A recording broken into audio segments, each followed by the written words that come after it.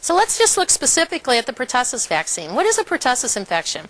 Well, it's a bacterial infection, and the symptoms are caused by the release of a toxin, a literal toxin from the bacteria. It has a characteristic cough that's worse at night, has a lot of thick mucus, and that's where when the little tiny kids, like 2, 4, and 6 months get it, they really have a hard time breathing because they get all these thick secretions and thick mucus things that they don't have enough air capacity in their lungs to cough out. And the infection can last up to 6 weeks. Well, how serious is this? Well, in this 6-year period of time, between 1990 and 1996, there were a little over 35,000 cases reported.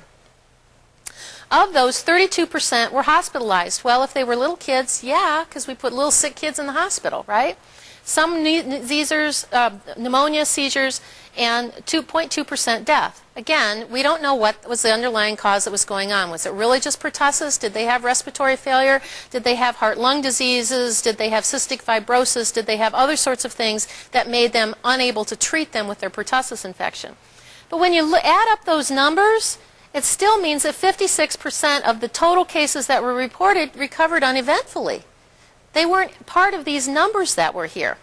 So there is a whole bunch of people that just stay home, take their antibiotic, because pertussis is treatable to a certain degree with erythromycin. Lots of fluids, lots of vitamin C, do a lot of sucking and getting the secretions out, and it's miserable. It's terrible. I've talked to a lot of parents their kids have had pertussis, and they just sit up with them and they just suck the stuff out of their lungs and they just sort of do percussion on their back, and they know they're going to be sick for a couple of weeks, but then they get over it.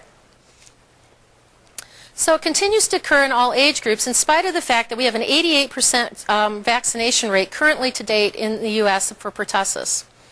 And that even highly vaccinated populations have pertussis outbreaks, and that these are inevitable, reflecting a vaccine protection rate of about 80% and waning immunity with age. So it's only going to protect about 80% of the time. And this communicable disease intelligence report, that's a CDC document. That's their monthly thing that comes out. And here's a couple of examples that says, well, gee, we had fully vaccinated daycare in Israel that had a pertussis outbreak. We had a pertussis outbreak in the highly vaccinated population in the Netherlands, and we had another one in Northwest Australia where all of them were vaccinated.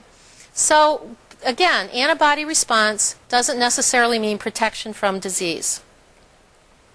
And what about the pertussis safety study? Well, the number of children that were included in the DTaP trials was insufficient to estimate the risk of severe reactions. So the experimental group is really the kids that go out into the general population. And then this is really, I think, a very important slide, is that in a 3-year period of time, there were 62 reported deaths from pertussis, mostly in the Hispanic population. Again, think where our Hispanic population is in the United States. Southern, Southwest, not necessarily high income, don't necessarily eat well, live in close association. And in the year 2000, there were 17 reported deaths from pertussis. And when you add that together, that means there were 79 deaths in 4 years. Well, let's compare that to the VAERS data. That in 1998 alone, there were 57 deaths reported to the VAERS data. And what's important about that is that it's estimated that only up to 10% of reactions are reported to the VAERS. Okay, VAERS is the Vaccine Adverse Event Reporting System, where anybody can file a report of a severe reaction. And the reaction that can be filed can be anything from a sore arm to a severe reaction to death. And anybody can report it, a parent, a grandparent, a doctor, anybody can report it. And that's why, a lot of people don't know about it. They don't even know that it's available to report. And that's why it's actually estimated in this JAMA article from 1993 that somewhere between 1 and 10% of the actual adverse reactions are reported. So that means that potentially in 1998 there could have been as many as 570 deaths, or at least 570 severe reactions that had happened if all of them had been reported. So let's summarize that. There were 79 reported deaths in a 4-year period of time from pertussis infection. But there were 57 actual deaths reported from the vaccine, and there could have been 570 either deaths or severe reactions just in that 1 year alone if they'd have all been reported.